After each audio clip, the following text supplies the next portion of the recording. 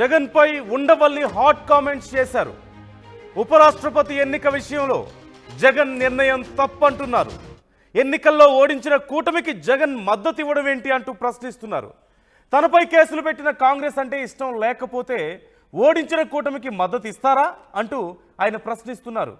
సుదర్శన్ రెడ్డి ఏ పార్టీకి చెందిన వ్యక్తి కాదని జగన్ గుర్తించాలని, రాజ్యాంగాన్ని నిలబెట్టేందుకు ప్రయత్నిస్తున్న సుదర్శన్ రెడ్డికి ఓటేసి గెలిపించాలని టీడీపీ, వైసీపీ, జనసేన, బీఆర్ఎస్ పార్టీలకు ఉండవల్లి విజ్ఞప్తి చేశారు.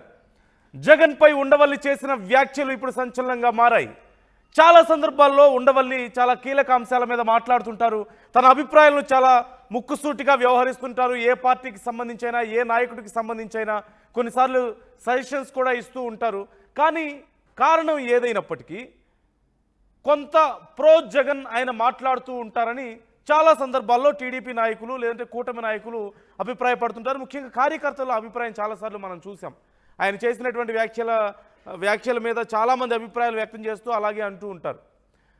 ఇప్పుడు ఉండవల్లి జగన్ ఉద్దేశిస్తూ ఈ వ్యాఖ్యలు చేయడం ఇప్పుడు సంచలనంగా మారింది.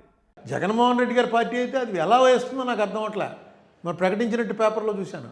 మీరు కూటమికి వ్యతిరేకంగా పోటీ చేసి ఎలక్షన్లో ఓడిపోయి, అంత ముందు ఎలక్షన్లో కూడా కూటమికి వ్యతిరేకంగానే పోటీ చేశారు 14లో. సరే 19లో విడిపోయింది, మెయిన్ తెలుగుదేశం పార్టీ అయింది. 24లో కూటమి బీజేపీ, జనసేన, టీడీపీ కలిపి పోటీ చేసి మిమ్మల్ని ఓడిస్తే మీరు ఆ బీజేపీ అభ్యర్థికి ఏ కారణం మీద ఓటేస్తానంటున్నారు నాకు అర్థం అలా. ఎందుకంటే సుదర్శన్ రెడ్డి గారు ఆయనేం పార్టీ వాడు కాదు, మీకు కాంగ్రెస్ అంటే ఇష్టం లేదు, కాంగ్రెస్ మీ మీద కేసులు పెట్టింది అంటున్నారు. సుదర్శన్ రెడ్డి ఏం పార్టీ వాడు కాదే. ఆయన కాన్స్టిట్యూషన్ నిలబెట్టడం కోసం ఒక ప్రయోగం చేస్తున్నారు. కాన్స్టిట్యూషన్ నిజంగా నిలబెట్టగలడు. ఆ నిలబెట్టగలిగినటువంటి సత్తా ఉన్నటువంటి వ్యక్తి, ఏ పార్టీకి సంబంధం లేనటువంటి వ్యక్తి. ఇక ఎంతకన్నా ఆపర్చునిటీ మీకు ఏమొస్తుంది? ఇటువంటి విషయాల్లో కూడా మీ డిసెంట్ చెప్పలేకపోతే, మీరు మీ వ్యతిరేకుల విషయంలో కూడా మీరు మీ డిసెంట్ చెప్పలేకపోతే ఎలాగా?